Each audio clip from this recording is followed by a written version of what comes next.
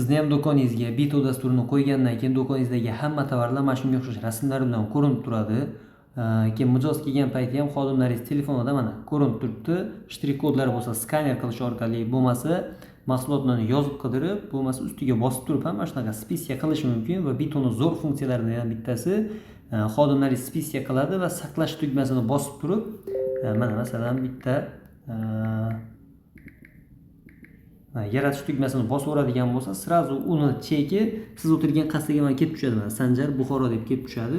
Kelib tushgan chekini ustiga bosish orqali nimalar oldi, necha pullik narsa oldi, hamma ma'lumotlarni mana shunday o'zida ko'rib turishingiz mumkin va pulni chekini chiqarib pulni olib qo'yaverasiz va sizni xodimingiz o'sha keyingi klientga savdo qilishni mana shuni o'zidan sirazu boshlaveradi. Va Bitoning yana bitta zo'r funksiyalaridan biri mana podvalga tushdingiz yoki qayerlardir internet yaxshi emas skladlarda xodimlaringiz savdosi to'xtab qolib, klientingiz umuman zadержка bo'lmaydi. Mana ustiga bosib kerak bo'lgan narsalarni spesiya qilaveradi.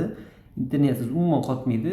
Mana rasmiylashtirish bosib sotadi. Internet umuman kerak emas. Internet slabый payti ham bemalol nimadir kerak bo'lsa ham mana yozib, qidirib mana savdoga chiqarsa bo'ladi. Internet yaxshilashgan payti mana hozir internetni yoqib qo'yadigan bo'lsam, sirazu hisobotlarni otib, bu yerda ostatkalardan minus qilib qo'yadi o'zi.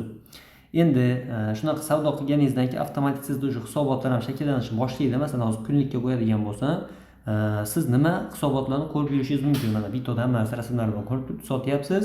Endi qanaqa foyda olaman biznes egasi? Mana Yelp savdo, necha pul savdo qilganingiz eng birinchisi mana Yelp savdoda.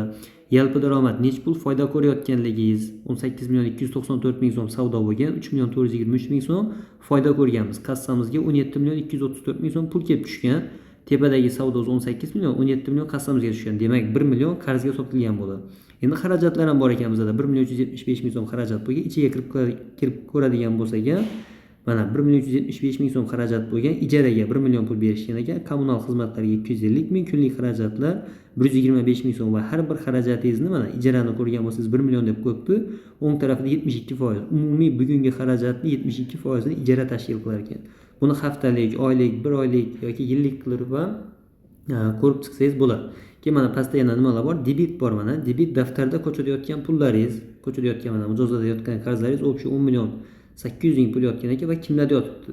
Keyin mana kredit bo'limiga o'tadigan bo'lsak, поставщик, ya'ni firmalarga siz 119 million 603 ming pul berishingiz kerak ekan va kimlarga berishingiz kerak? Masalan, Bobur aka, O'rikzor, Telefon, Malika bozor, shunga o'xshash qilib telefoningizni o'zida ko'rib turishingiz mumkin. Keyin mahsulotlar mana 102 million 603 minglik tovarim bor, kelish pulida, sotilish pulida 153 millionlik tovarim bor ekan. Siz tovar kelsa, ustiga qo'shilib summasi oshib boraveradi, agar sotsangiz summasi kamayib boraveradi. Keyin mana o'ng tarafida kassadagi pullar deb qo'yibdi. Kassangizda necha pulingiz bor ekanligini ham shu yerinizda ko'rib tursangiz bo'ladi. Mana ma'lumotni bosadigan bo'lsak, общий mana bu yerda bitta kassani tanlab qo'yib bosadigan bo'lsak, mana jami 17 million 55 ming so'm kassamizda pul bor. Наличиеda 12 million 825 ming, перечисленияda 2 million, наличный dollarda ham 181 dollar pulimiz bor ekan. Necha pul kirdi, necha pul chiqdi, hamma moliyaviy masalalarni shu yerinizda ko'rib tursangiz bo'ladi. Keyin mana pastda sotilgan mahsulotlar soni, nechta shtuk tovar do'konimizdan chiqib ketdi. Mana 13 ta cheklar soni, 13 ta mijozga savdo qilganmiz. Marja 19%, mana 19% o'rtacha foyda ko'ryapmiz. Ustama 23%, ustiga ustama qo'yib qo'yganmiz. Shunaqa hisobotlarni ko'rib turishingiz mumkin. Endi ko'pchilik so'raydi, Bitoda tovar kiritish qanday bo'ladi? Mana tovarlar ko'rinib turibdi. Buni ko'rinishi uchun nima qilishim kerak desa, ko'rinishi uchun tovarlarni qo'shib qo'yishimiz kerak bo'ladi. Bu uchun mana ta'minot bo'limi bor, tovarlarni kiritib qo'yishimiz uchun. Ta'minot bo'limiga kiradigan bo'lsak ham tovar kiritish juda oson. Mana plyusni bosamiz. Mana kimdan keldi deb so'raydi. Ta'minotchini bosib turib, mana bitta ta'minotchini tanlab qo'yamiz. Eng pastga tushgan payti eng pastga tushib, mana oxirgi xarid narxini tanlab qo'yib, mahsulot qo'shishni bosib turib, mana tovar yana ustiga keladigan bo'lsa, bosib turib, mana 10 ta keldi deb yozadigan bo'lsa, mana avvalgi safar 27 ming kelgan ekan, bizga qo'yib beryapti.